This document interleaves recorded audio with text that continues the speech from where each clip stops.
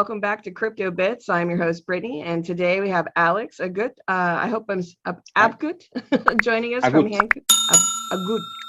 Agut. Agut. Okay, joining us from HandCash. Alex, how are you doing today? Doing great, and I had a fun. As I told you off record, I had a fantastic day today with some friends that came to visit, and yeah, very energized and very positive about the upcoming things coming from Handcash and our team. They're doing a fantastic job, and I think people will be very glad about the things that we are coming up with. I know I'm looking forward to some things that I want to talk about here in a second. But before we get into that, can you maybe tell us just a little bit about yourself and then what it's like, what it's been like in the process of creating HandCash and how it's gotten up until this point? Like, what has the process been that has brought you to this Hmm. point? Well, I've been an entrepreneur since I was an adult legally. I did all kinds of companies and kinds of businesses, and I've been from selling quartz countertops to building to creating a restaurant. Was a burger joint, which was kind of cool, and had a graphic design studio. So I've been through many things, but then there was one time that I met my co-founder, my still co-founder Rafa, and in 2014 or so, and we created a very cool sharing economy app that was called Joby, which Hmm. was basically was we wanted to facilitate neighbors helping out other neighbors with some tasks or goals or small jobs. So it became pretty popular here in Spain, and then we launched in Mexico too. And that's where we understood that we could have a deep impact just with our computers and the internet and some free tools. And we started building apps on the side. We had a very popular well, in fact, it was the most popular Pokemon Go radar when the app came out. Everybody had this Pokemon Go crazy, and we built a radar for it. And it was a very, very cool app, and we had tons of downloads without having to spend any money on advertising. And so through all these apps and businesses, we have learned a lot of things about how to create a cool product that kind of the people want to recommend to Hmm. other people, to their friends and family. And so it was in this other startup, sharing economy app, Joby, that we wanted to implement back in 2015. We wanted to implement Bitcoin payments. Hmm. The thing it was that we were looking at the documentation of and at the software available, the wallets and stuff, and we thought, oh shit, this is so complicated that nobody will want to use it. So 2 years after that, we had more experience with other things, and we look back again at Bitcoin, and let's see if all this hype is back in 2017, which was a very intense hype cycle. We started looking back at the technology, and we realized that it was still the same crap. So we said, hey, what if we create something that makes Bitcoin look as cash, and you can use it as cash, was what was intended according to the white paper. Right. So that's how Handcash came about.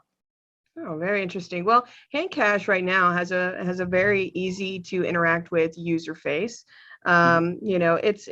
It's beautiful. But do you Thank you. have any plans? Do you have any plans in the future for increasing the user experience on HandCash, making that easier to use? So I guess my question is, what are your Mhm. plans for making HandCash more marketable for non-Bitcoin users? Sure.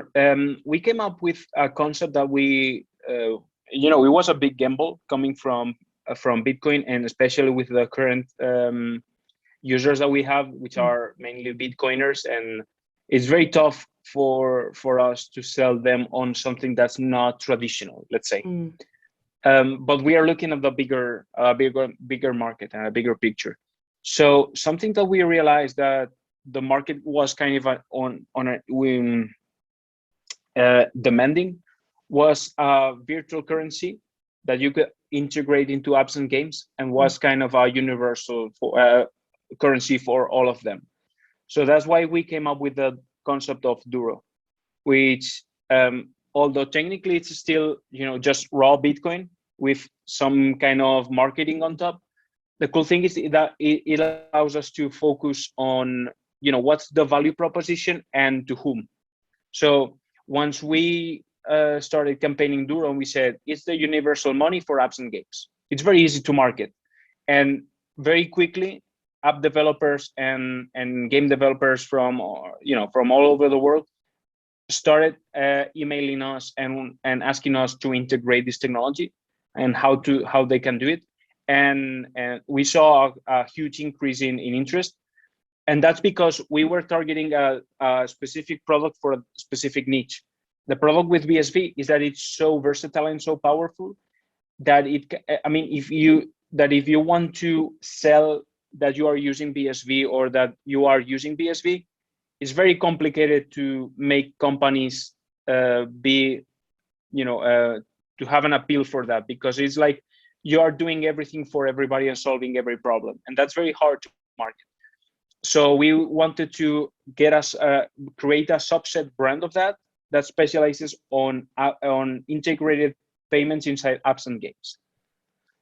And I think it's for what I don't want to, I think it will be, I think some will be revealed in the CoinGeek conference, which is happening in about 10 days in New York. We have some very big deals on the table of companies that already have hundreds of thousands and if not millions of users in some cases, which will implement the Duro. Oh, okay. And we think that is a smarter approach than trying to expand HandCash. It's trying to promote this use case, which is the Duro, into ecosystems that are already existing and they have users, and we can make all those users Duro and BSV adopters overnight with this strategy. So we think so far it's working. I understand that again, Bitcoiners have their concerns because you're just rebranding it because you don't like the BSV brand and BSV is the real Bitcoin and all that crap. But we don't think it's an effective strategy. And after all, we are running a company, not a cult. So we have to make some decisions that one thing that we say in HandCash is that sacred cows make the best burgers. So oftentimes you have to break with the traditional little bit to innovate. It's definitely hard to, in the cryptocurrency space, it's hard to get non-BSVers on board with BSV as it is. So I can understand trying to market BSV to onboard other apps and other businesses and companies to come onto that would be just as hard as getting non-BSVers onboarded for BSV. And we still are onboarding them to the same technology. So right. I think if the one thing that we've always we never liked about crypto in general is that the ticker matters more to people than utility. At least the people that are already using this thing, they don't use it. They just collect these bullshit tokens. And it's something that's, we wanted to be the company that says no to all of that. So that's why we've never been into speculation or any of the mainstream cryptocurrencies like NFTs. So we are using NFTs now in another sense. We are not, like selling JPEGs or something like that. There are some trends that we don't want to be a part of because we think that, also because of our identity. Maybe we can make a quick buck now, but then we are diluted among all those crypto companies that are all about speculation, and you don't see any difference beside the UI.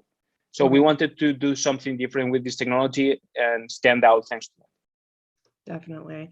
It's everybody kind of picks little clicks, and the majority of people in cryptocurrency, they're in here to speculate on making money, right? So you're right. It's kind of like collecting Pokemon in that sense, where it's not really utilizing what it's capable of doing. It's just speculation, purely speculation. But let's talk about the SDK, right? So Yeah. can you explain what SDK is and how easy it is to use for non-Bitcoin developers?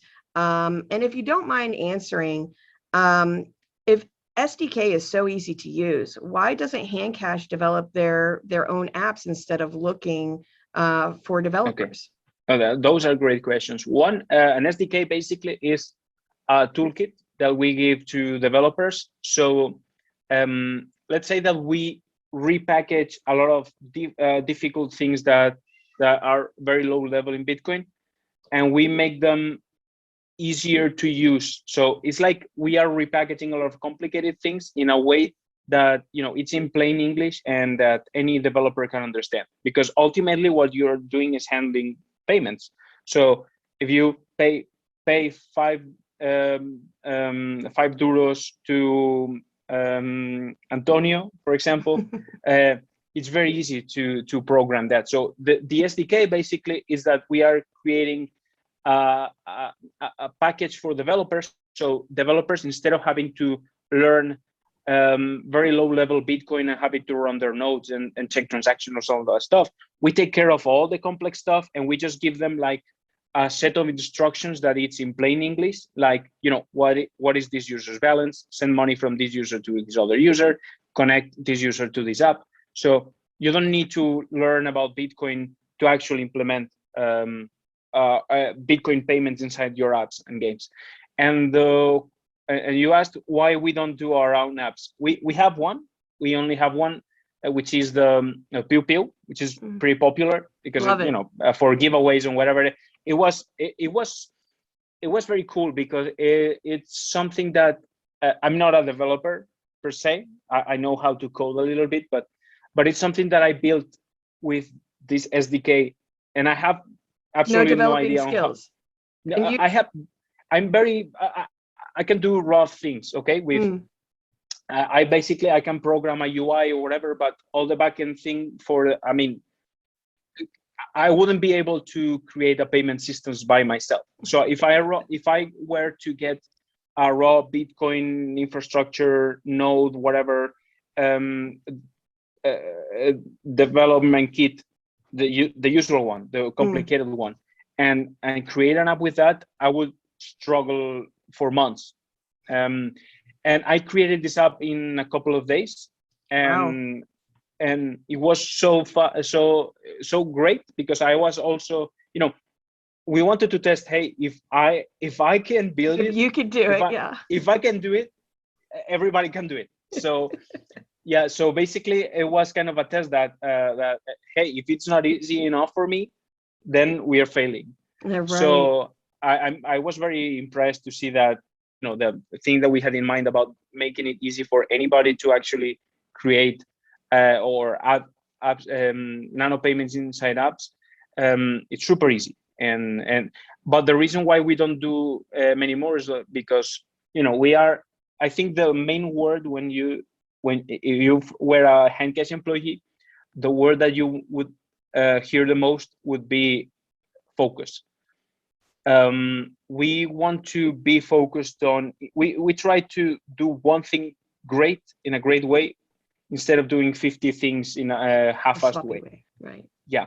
So for example, we have very little resources, and we have the personnel we have, and we are open to keep expanding whatever operations, whatever. But even if we had all the money in the world, it's much better if one can focus on doing one thing in a great way than doing 50 things, especially now because we are a startup and we have to pick our fights and we have to choose our horses, to say.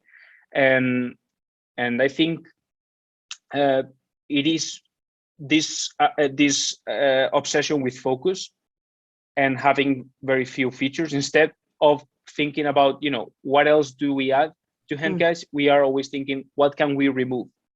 What do the numbers tell us? Because we have for the usage of everything. So for example, we had in crypto, there's something called like QR paper sweeps or whatever like that, right? Or QR wallets, or I don't remember the name of that. People, that they can sweep a private key and it the thing is that we have that on HandCash and nobody ever used it. Mm, So what's the reason of keep maintaining and supporting a feature that nobody wants? right. It more tests that we have to pass, we have to keep maintaining that, and for what? And also it's kind of the UX that you get with that. It kind of defeats the purpose of why we are doing HandCash, which is to get rid of all of that. So Right. it's not aligned with our identity either. So the reason why we don't do more apps is because there are a lot of people doing apps right now, and maybe in the future we have more resources, we can do other apps. But the thing is that the resources we have, we want to focus them on one or two things at the same time instead of spreading ourselves too thin. Right. I mean, it makes sense. Sometimes simplicity is what works best, right? So in order to Most of the time. simplify things, I mean, I think that's why the user experience on HandCash is so easy. You know, I mean, you could have very little experience and go on and use it immediately. I mean, the Pew Pew app, I find that hilarious that you're like, oh, I have very little experience, but I was able to do this. I love the Pew Pew app. It works great. Thank you.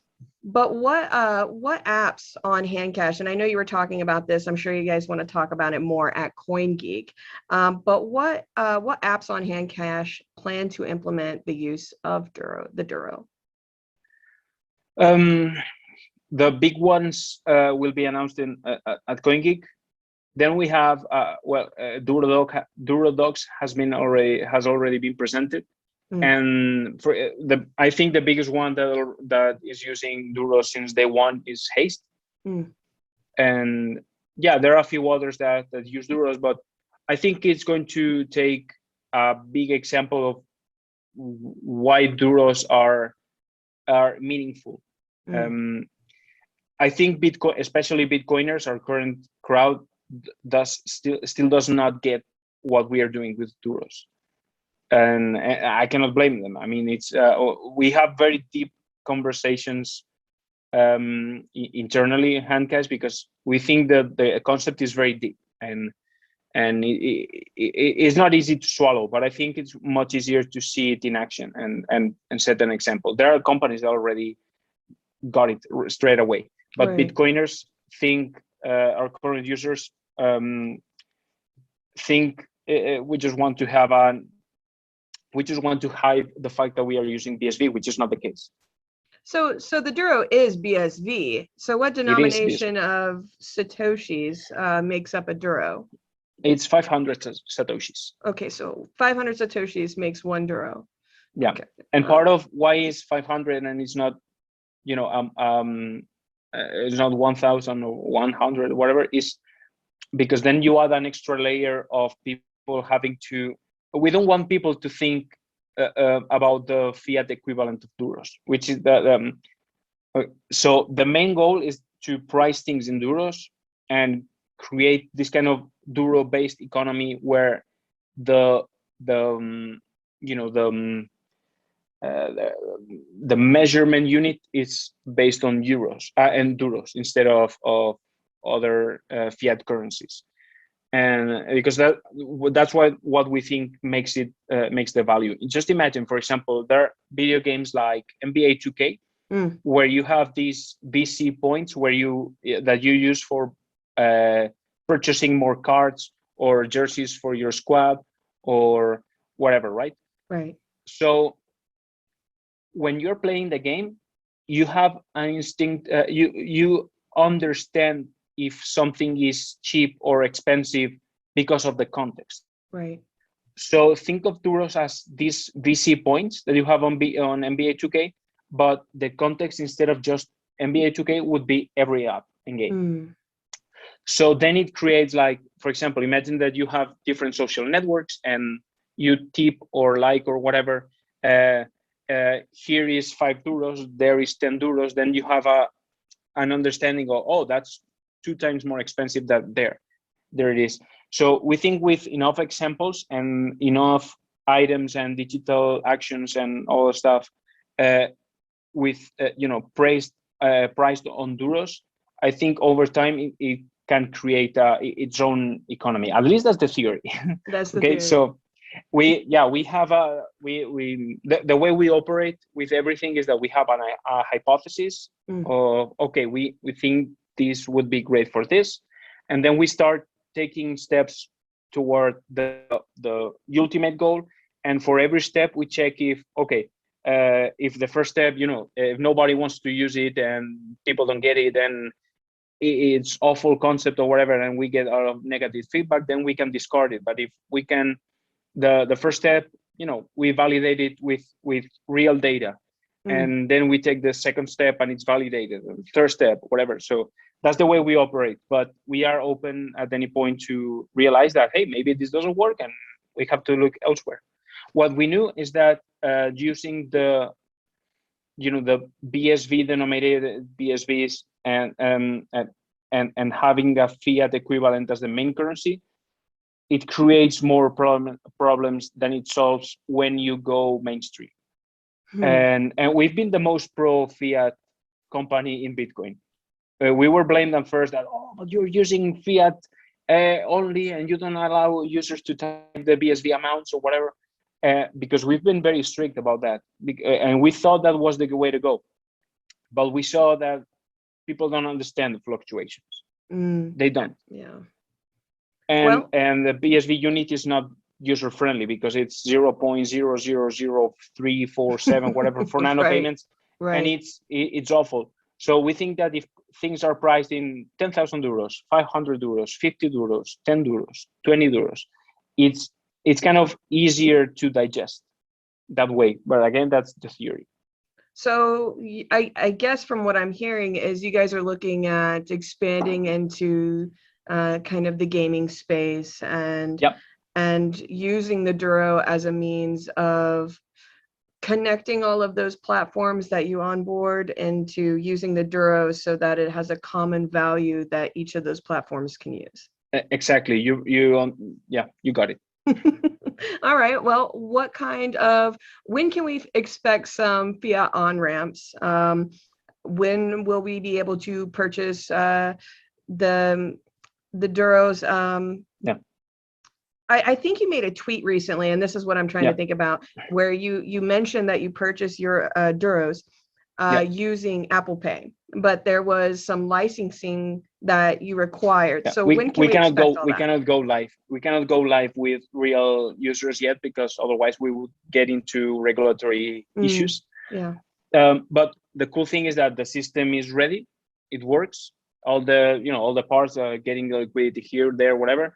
Cool thing is we wanted to make sure that it was something that worked instantly. So we don't like this user experience, like you have to wait like 30 minutes until the money reaches your account.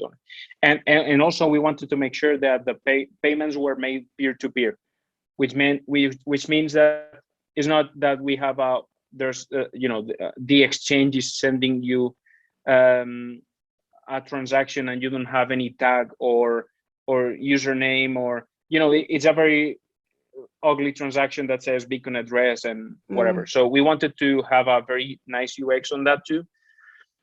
So we had to build it ourselves, and it's very quick, and we have very nice tiers for KYC. So you guys are implementing a KYC verification process.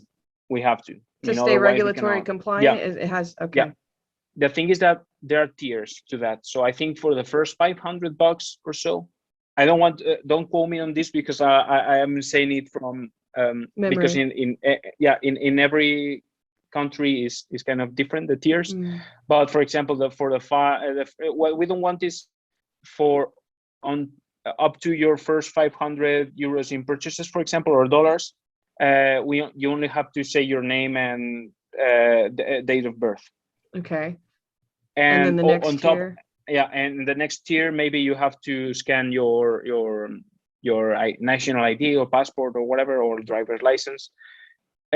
We try to, inside the regulation, because we have to stick to the regulation, we try to stretch the regulation as much as we can for the UX to be the nicest as possible.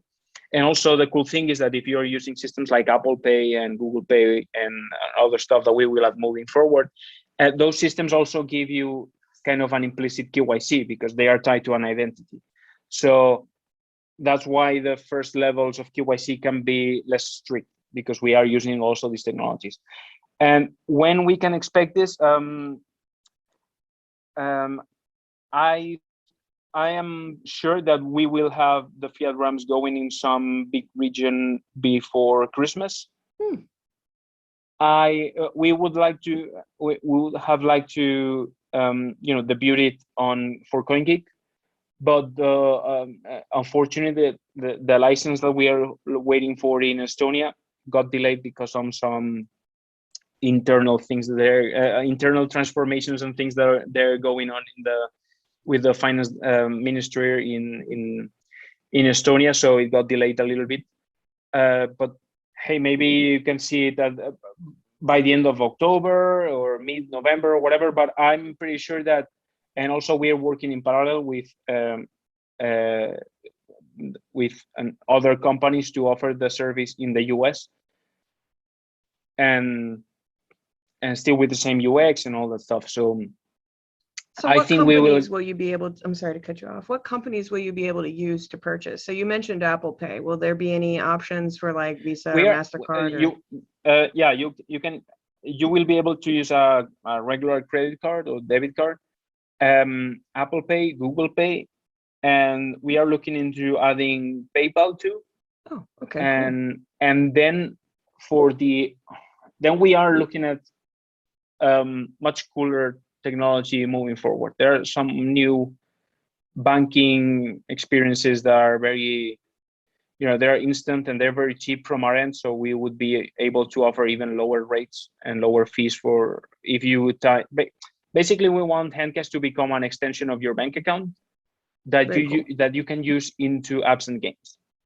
So we want to make it very convenient to move money in and out of your bank account. So if you're making, you just made $50 here, whatever, instantly it's in your bank account and vice versa. So if you want to play peer game for a little bit and you don't have money into HandCash, it's deposited instantly and you can start playing whatever. Oh, you made $30 again to the bank.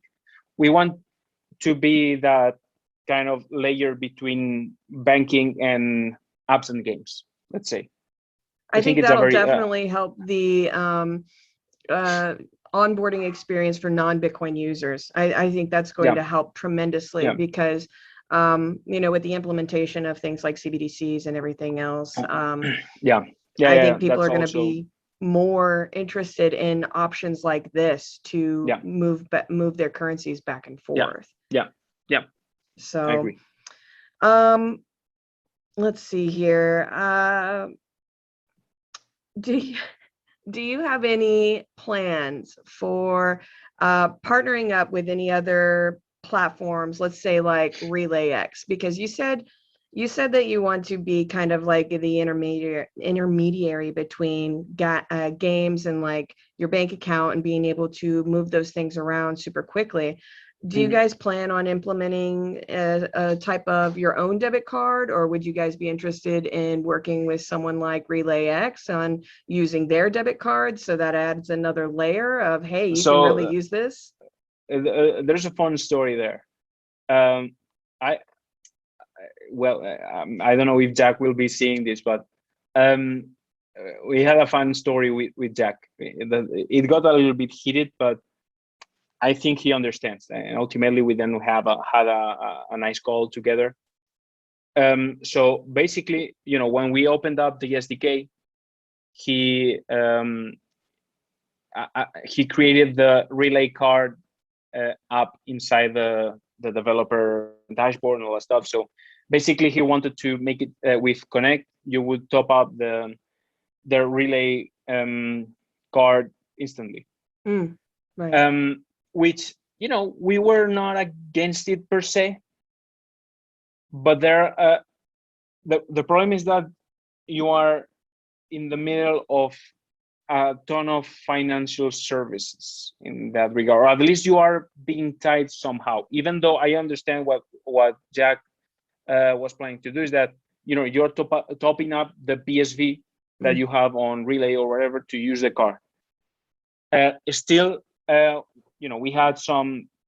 I just told him that, hey, but this is not something that you cannot announce out of the blue without telling us, because there might be some risk that we want to take care of. We started talking with our attorneys, whatever, and they advised us not to allow that, at least now. And also because anyway, the thing is, we were in touch with, and I think it's the same company that Jack is using for these cards, and the conditions of having that type of card, we think it's too expensive and too risky for us at this point. But way too risky and way too expensive for us. Maybe as he has the exchange, maybe he can afford this extra cost on top of whatever, but at this volume of users, whatever, is not worth it, by any means. It would take too much money to compensate for that. Also, we are not big believers on this concept of the credit cards. I don't know. It's a conversation that has a lot of layers. It's not that we are against it per se. It's that we think there are a lot of issues, and it's not it's a similar conversation to stable coins. I think people think that this will be more successful the more it looks like or behaves like all technology and all things that they already understand. Okay. But the problem is that for Bitcoin to fit into that system and to that user experience, it adds too many layers on top of layers on top of layers on top of layers. And just like with stable coins, and people don't realize, especially users. I understand that users want, like, oh, but if this was just a network that was moving USD around, would be so popular, because I don't think the problem is there. I don't think that is the problem why people are not using this, because when we see it with our own metrics and with our own eyes, that when people get what you can do with this technology, they want to use it and they keep using it, and they don't care about it. And also, volatility is not an issue we're talking about $20, right? And also that you are spending and earning all the time. It's not that you're only spending, that you're spending and earning all the time from all these apps. So it's not one of these issues. And stable coins, the conversation can get very, very deep in all the requirements. But again, I understand that people from the outside think that that's something that's a requirement for us to go mainstream, and we think it's the other way. I think for going mainstream, we have to do something that nobody else is doing, instead of trying to do what Visa is doing but cheaper, which we wouldn't, because if you add all the services and things that Visa has, like insurance, and they have their own calling center, they have amazing support, chargebacks. If you had to take care of all of that with Bitcoin, maybe adding all the fees on top of what we have on Bitcoin, it would probably at small scale be way more expensive than using Visa. I mean, it makes sense. Now that you're putting it into those perspectives, I'm thinking of it from a business standpoint, and I'm like, okay, I've been looking at it from like a consumer standpoint, like, oh, well, how am I going to be able to spend this? Let's get a debit card. Yeah. Let's put it in the bank. Let's transfer it over. Let's move it back. Let's move it on the apps. But from a business standpoint, what you just explained makes a heck of a lot more sense, because to be able to scale that, you are going to incur a lot of fees, and then you're taking on inherent risks. So, I mean, it makes sense. And also, we don't think that you need to solve the problem of paying for a coffee. I think that problem is solved. Everybody's using Apple Pay or cash or whatever. That problem is solved. What they cannot do is having apps that are rewarding you by the minute for every action that you take online or whatever. Because right now, there are a lot of apps like Twitter, Facebook, whatever. They're making a lot of money off your data. Right. But with BSV, for example, you can create apps that they ask for users permission to share particular data and can tell you, hey, if you want to share data, we are going to pay you this much by the minute or by hour or every day that you submit data. And I think that's a better deal. Or we will remove your advertisements or whatever. I think with money and small interactions, you can do a lot of things to improve the user experience, and not just that, but the overall, not just privacy, but peace of mind. People, I know of a lot of people that were not that paranoid years ago about, they can see everything that I'm typing or whatever. But now they're starting to be concerned because they're starting to see that it has a real world effect, that they get their bank accounts shut down because they said the wrong thing on Twitter, and it's starting to get very Orwellian. And I think people are very hesitant to promote that, or at least they're more aware that is a reality, and that we think that with BSV and nano payments you can have a better alternative to that. I think you're right. I think it is becoming a little bit more Orwellian in nature. And I think we can see that with the implementations of countries introducing their own form of CBDCs. And I think that could be an added way for the governments to say, hey, you need to put your vaccine card on the blockchain. And if you don't have a vaccine card on the blockchain, we're going to assume you don't have the vaccine, and you're not allowed to touch your CBDCs until you become vaccinated, or whatever X might be. I think it will come to that point, at least in some countries. And as I told you off record, some KYC companies are already preparing for this. So what does that tell you? I mean, if KYC companies that are specialized on online financial products are implementing this, I mean, go add 2 and 2. So on HandCash, how do you guys hold users' BSV? How is that stored? How is that kept secure? What is the process behind that? The short answer is we don't, but there's an asterisk. We hold 50% of the key, let's say. So we use a technology that's called threshold signatures, okay? So threshold signatures basically is that instead of the user's wallet is never a full key. Let's say for example, a typical Bitcoin, you get like 12 words, right?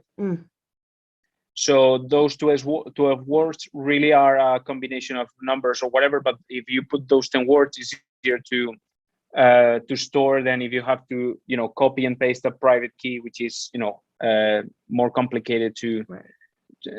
So what we do is that basically imagine that let's use that 12-word example, okay? So HandCash, when you sign up, two different keys are generated, but they are never a part of the same 12 words. So we get a key, maybe it's 12 words for us, and another company, which is our trust holder, in this case is MaraCloud Inc.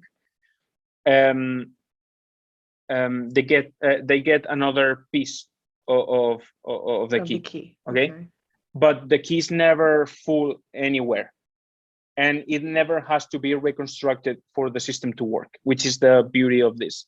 So the cool thing is that every time you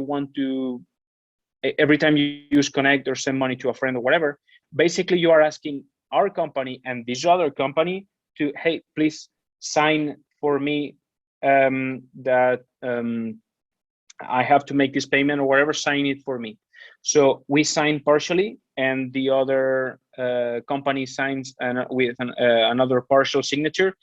And when you have the two partial signatures, the payment is sent, because it kind of creates the signature for the transaction. So the full signature comes from two different signatures. So you so HandCash or this other company, did you say it was MareCloud? Matter Cloud Inc. Yeah. So neither of you have individual access to the Exactly. funds. You have to Yeah. work it. It has to come from both people in Yeah. order to transfer. And the user is the only one that can order both companies to do that. to sign. So that's why, in theory, this is non-custodial. Although it's a very smart way of non-custodial. Some people say, well, it's non-self-custodial. I don't know. I don't care. We know that there's it's, you know, all these to be honest, it's not that well defined anywhere. If you know the distinction between custodial and non-custodial wallets is something that, you know, I think it's something more cultural than in law. In law is something that's very vaguely defined, but we think we feel into the definition of non-custodial because, you know, we don't have access to your funds without Matter Cloud signing for a transaction, and they can only sign if you order it. And the way they know that they order it is because when you log into HandCash, you get kind of an authentication token only for you, and that authentication token for that session verifies that you are the one asking for the signature. So it's kind of okay. So it's kind of complicated. The thing is that we cannot do anything without your permission. And with Connect, basically what we do is that we create an authentication token that kind of represents you. And that's why you have the spending limit. So what we do is that authentication token can spend up to this much money inside apps and games. And that's what makes, you know. Go ahead, finish. No, and that's what makes possible of these use cases that we have, that some payments are triggered even if you're offline, because it's like a representative of yourself that's signing because you allowed it to sign. So I was going to ask, what layer of security does this have when multiple people are having access to these 12 digits, you know, the codes and everything? What layer of security no. There's nobody from outside forces, not from the inside forces, not from you, not from HandCash or from MareCloud, but I'm talking about from outside forces. What layer of security does that provide from outside? Oh, it's way higher than a traditional exchange or whatever. Exchanges have your private keys. Okay, so as they have the full private key, any hacker can go there, and if they can figure out where to, you know, the private keys are and the paths on whatever, they can take the funds. That's what happened. That what has happened traditionally. This case, you would have to not only hack HandCash, but hack the other company at the same time. Okay. And figure out the system that we have in place for the signatures and figure out the authentication token. It's way more difficult. It has many layers. In fact, threshold signature was designed for making exchanges way more safe than they are currently. But we were, our first investors were in-chain. So we spent a lot of time in their offices, and they were explaining to us very advanced encryption cryptography technologies such as this, and we figured out that, hey, we can use these threshold signatures to replace the 12 words, so people don't have to write them down or whatever, because it was a mess when we.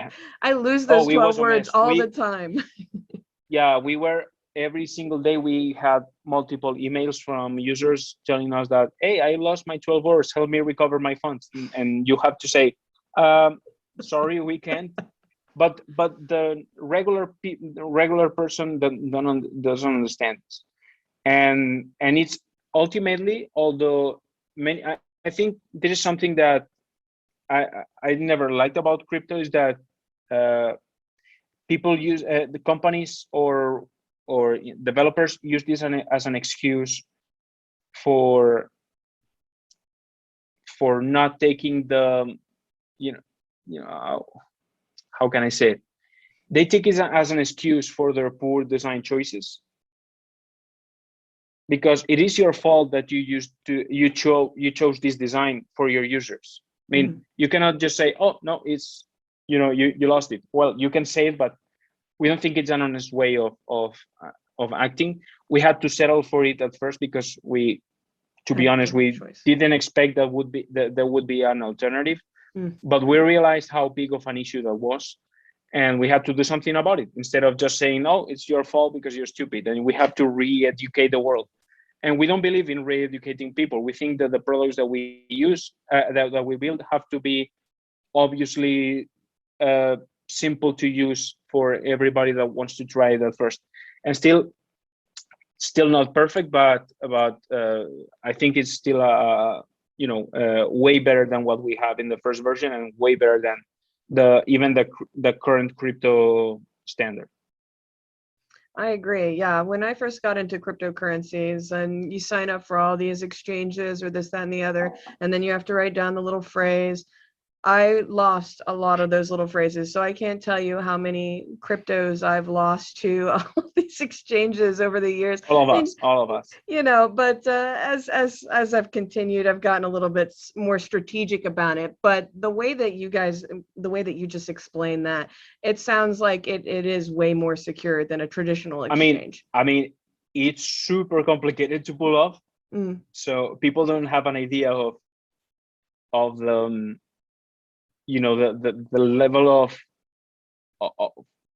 of complexity that it has, and also there's another company. We even have like backup system in place, and that those backups, the keys are in some notaries, and it's hard, and we wanted to make sure that if something failed, that we could we had a backup for this and that and whatever, because it's not trivial. Everything depends on the whole system still going, being live. And yeah, it's kind of complicated, and I understand that it's much easier just to settle on, instead of doing the hard work, just saying, hey, these are your 12 words, write them down, and if you don't do it, you're stupid. So we don't think that's the right way of treating your users. No, I think you guys treat your customer or your user base very well. I enjoy the interactivity, the usability, and how beautiful the interface is. I enjoy using it, and I think it's very easy to use. I mean, somebody with no Bitcoin experience can get on there and essentially figure it out rather quickly. Now the question they have is, okay, and how can I get more Bitcoin in there? Because at least now we've until to this point, we've had this great community of our users. They are like welcoming new users and sending them a little bit of Bitcoin so they can get started, and they can join peer game, this and whatever, and they make more Bitcoin or whatever. But then they realize, like, hey, I want to how can I get more money in? And the problem is that if you divert them to an exchange, you have to face all the complexity that we removed from our site.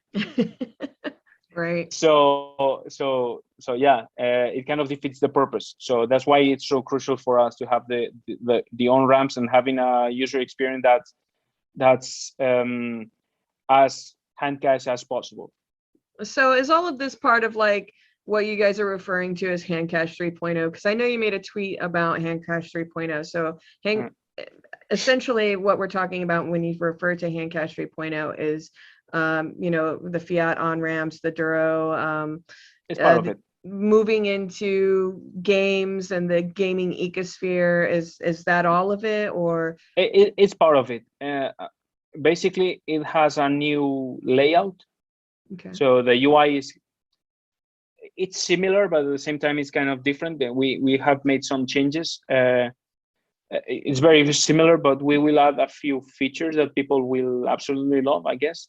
And also we are going to improve, for example, notifications are a little bit annoying.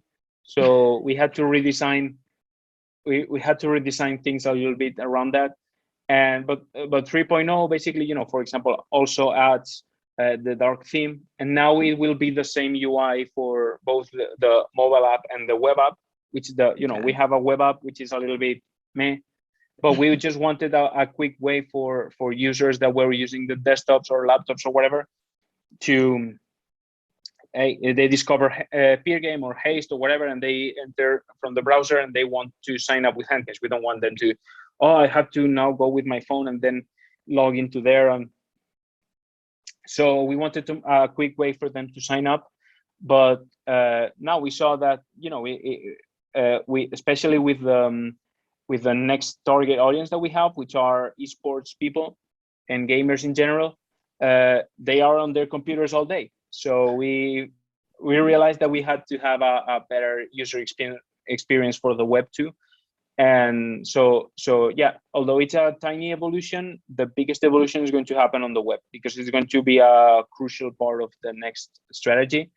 And again, I think there are going to be a few changes that people will like, and some new features that will be pretty cool, besides the top-ups and yeah, smart notifications and stuff. There are a few more new things coming. Very cool. Well, as I guess we'll go ahead and start wrapping it up here. But is there anything that maybe you could hint at that you might be getting ready to, you know, show everybody at CoinGeek? Anything that you can hint at or say about how you're excited about the future of HandCash? I don't want to, because there's one feature that I could. There's one feature that well, I can mention it.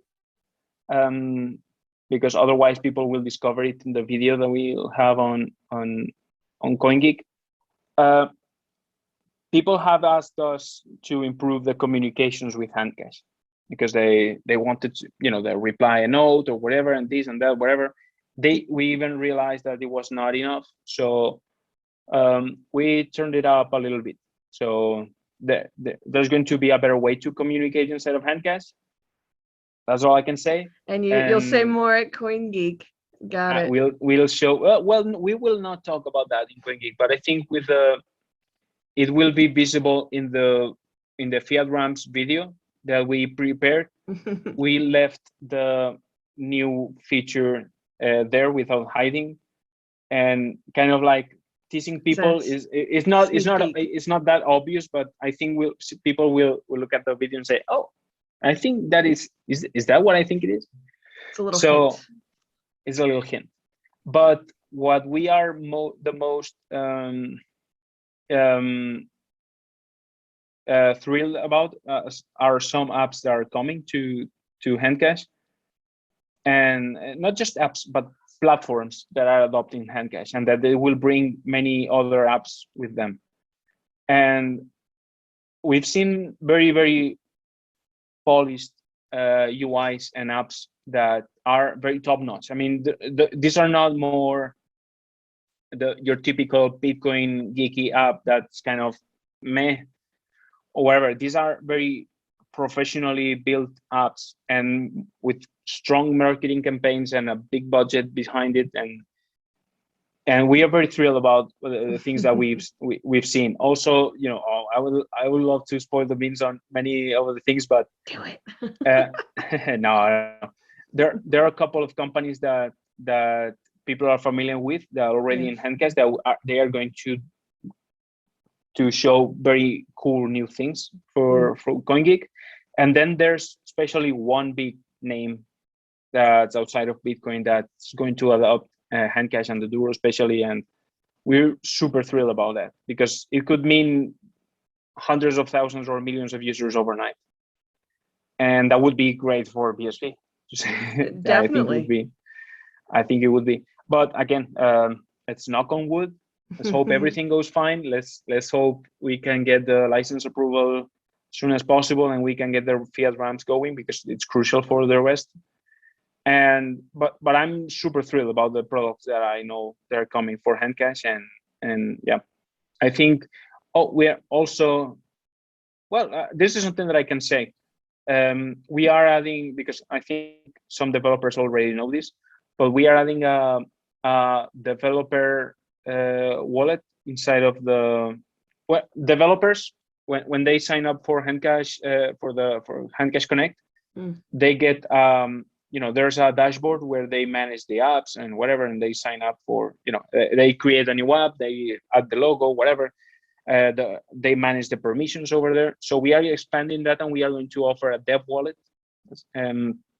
which will be programmatically available for them to use from their because, for example, right now they are having issues, or it's not as trivial as it should to manage a company wallet that can do some payouts for the users. Okay. Right now, the SDK is handling towards one user pays another user, or pays the company directly, or pays another user and the company takes a fee. But the problem is that if the company for some reason wants to pay a user out of blue, it's not trivial to build. So we want to help with that with a dev wallet. And another feature for developers that's tied with this secret feature that regarding communication, and we think it's going to be very cool. Very cool. So that's all I can say, which is pretty it's a lot. Maybe someone from my team will say, hey, you shouldn't have said that. I can Too edit obvious. it out. Anyway. Well, I appreciate you, Alex. I've had a wonderful time just chit-chatting. I'm really excited about where HandCash is going. I'm excited about the announcements at CoinGeek, and I'm excited to know or find out who that big player is that you guys are really excited about. That could be it's only 10 days away. 10 days away. You've got my attention for sure. But with that being said, thank you again for coming on. And thank you for having me. I also had a lot of fun. All right. We'll see you next time. Bye-bye.